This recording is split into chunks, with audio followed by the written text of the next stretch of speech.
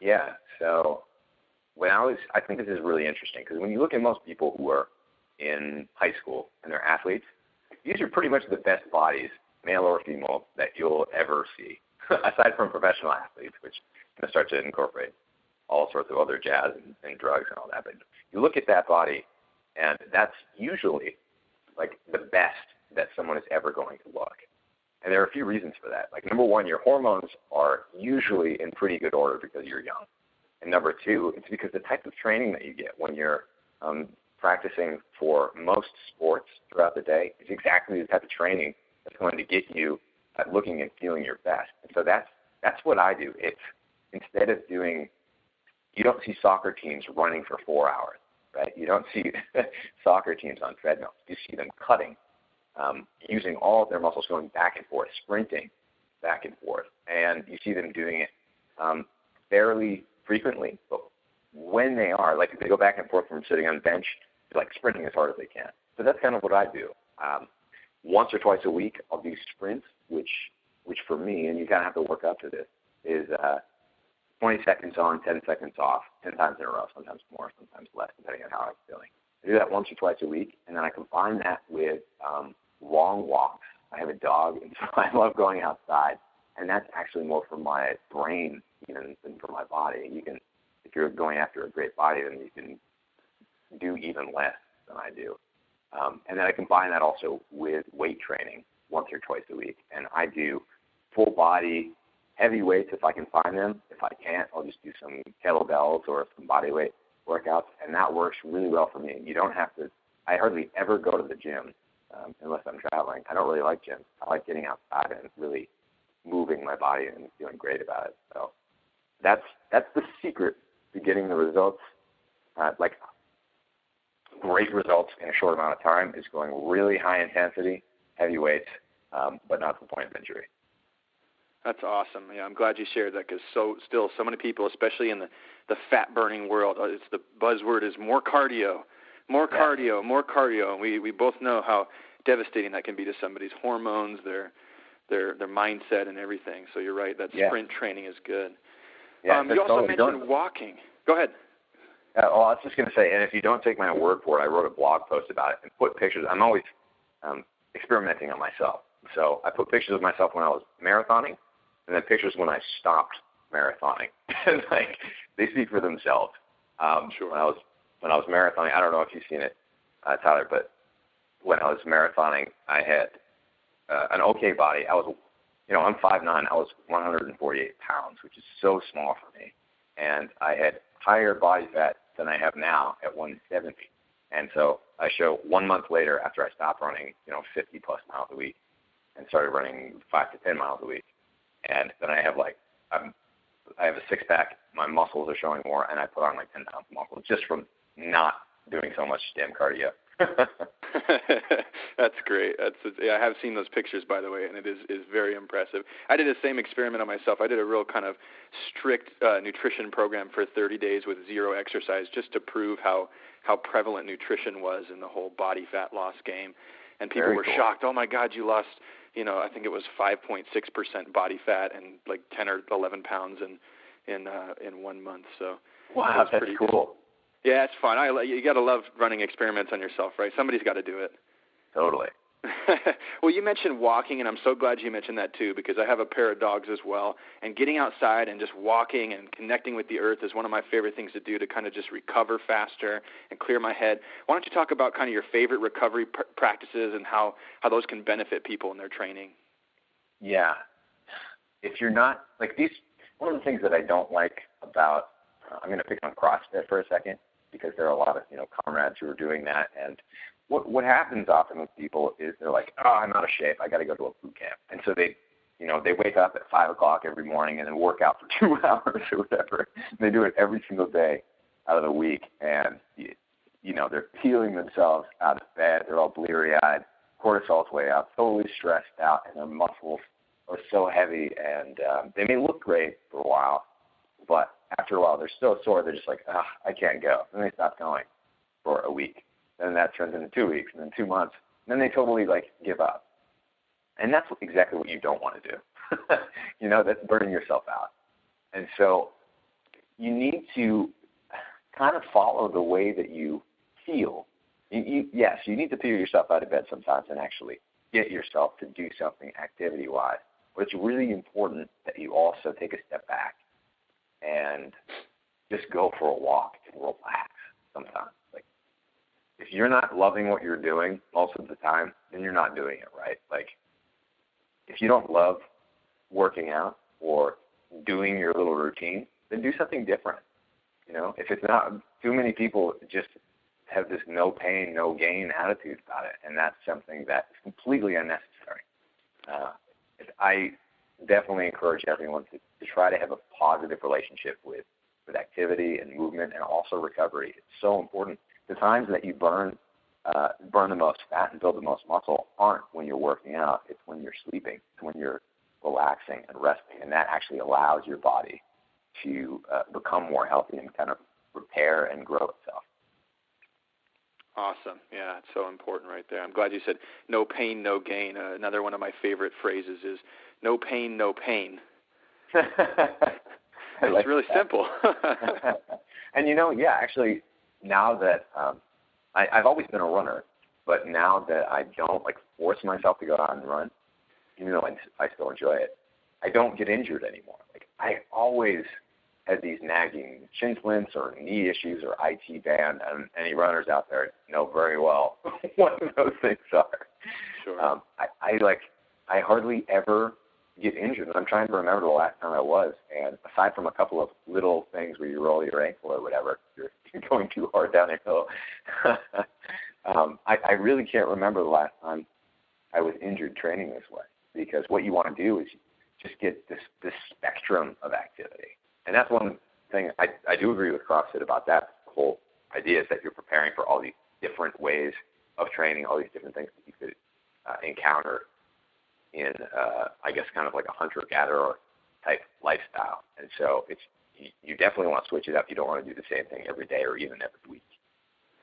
Sure. Well, I know you are a musician, and I also know you have some really interesting thoughts on how a musician's brain works relative to everybody else's. So I kind of wanted to dig a little bit deeper into the kind of the fringe and see what your take was on how music can kind of benefit you in your daily life and how different movements and things can benefit you in your daily life. Why don't you tell us a little bit about that? So one thing that I've said before, and I'll say it again, is I would be totally insane if I didn't have music. When I was a teenager, I was going through some really hard stuff, and the only way I could get myself to cry was to put on Jimi Hendrix or Stevie Ray Vaughan and plug in my electric guitar and play as loud as I could until I just broke down and started bawling. That's the only way that I could get it out. And so when I was in college, I was trying to figure out why that would be, and I started putting together my mini thesis, and I started writing papers about how music affects the brain and the body, and also what musical training does to you, what effects it has to you, and how the brain of the musician is different from that of the non-musician. And what I found was really interesting, because music is something that has never really been explained as a cultural phenomenon, right? It's something that has no obvious adaptive significance, right? You can't see a caveman being out there, one who's jamming on a guitar, being better able to survive than one who's not, right? That just doesn't really make sense. And so there's this question about where music came from and what it does for us. And so I'm not going to go in great detail into what I found in my book, but I did write a book about it called The Musical Brain. But basically, music is something that is deeply entrenched in who we are as human beings, and it has very close corollaries to both early and modern speech. So when you hear me talking, you're hearing inflection, you're hearing pauses and gaps between the different words and sounds that I'm making. And then there's the actual meaning of those words, which is another level stacked on top of that. And so what music does is it kind of co-opts these pathways that are used both by language and music to create meaning in the sense that like a violin is kind of like a high-pitched scream or a voice, a super voice, if you want to say, because it can go higher and faster, but it elicits a similar emotion that someone singing in that register would have. So I'm kind of rambling on and on, but I love this stuff and totally geek out. Yeah, I love to geek out on that stuff too, because when you look at once you get to a certain level of performance, there's these other things that you can look at that you can squeeze that last 10% out of and really kind of benefit you more. And that's why I like complicated movements and movement progressions and gymnastics and musical training and all that stuff. It can really benefit your training, even though you don't think about it like that so much. Yeah, absolutely. Well, you seem to be dominating the nutrition field on iTunes. So what is your plans for the future, Abel? I don't know.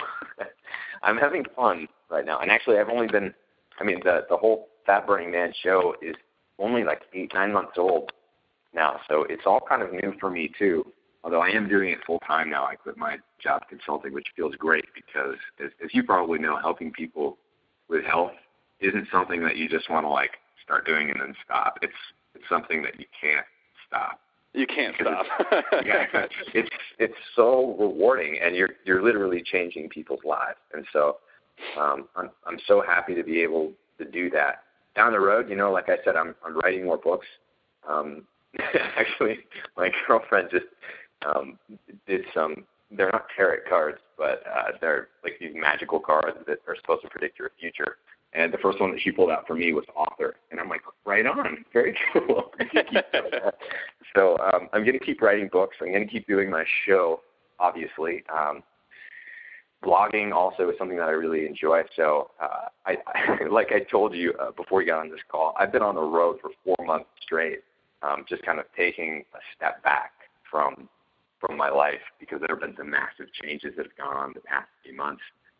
And now I'm trying to recollect, filling up my notebook with ideas, but I'm not going anywhere. I'm definitely going to try to help as many people as I can and spread this message that is not always well accepted by conventional people or media outlets or whatever, and keep forging ahead because it's one that people really need to know and understand. And I think there's no way that as a human race we can survive with the way that we're going right now, and I think we have a solution that could help everyone down the road. That's awesome. Awesome, Abel. Well, you have a book called The Wild Diet that kind of details everything that we've talked about and what you should be eating if you want to become a fat-burning man. Will you tell us a little bit more about that? Yeah, absolutely. So the basics of the Wild Diet are you want to eat real food, and what that means is you want to get as close to the naturally occurring food as you can. So what that means for plants, you want to eat like heirloom or heritage varieties of these fruits and vegetables, which can be kind of hard to find, but if you go to a farmer's market, that's typically what they tend to grow. You want to go non-GMOs. Basically, you want to take humans out of the equation. So man-made foods, foods that have been enabled with by humans, such as wheat, which have been selectively bred, once again, not for health, but for usually producing a higher yield or profits for whoever's growing it. When it comes to animals, you want to go for animals that were raised as healthily as possible. If you're not eating a healthy animal, you're not going to be healthy yourself. So you want to look for beef, for example, cattle raised on pasture, eating things that they're well adapted to eat. Same thing for poultry. I'm a big fan of game meats. You want to go for the whole animal. Also, look at organ meats.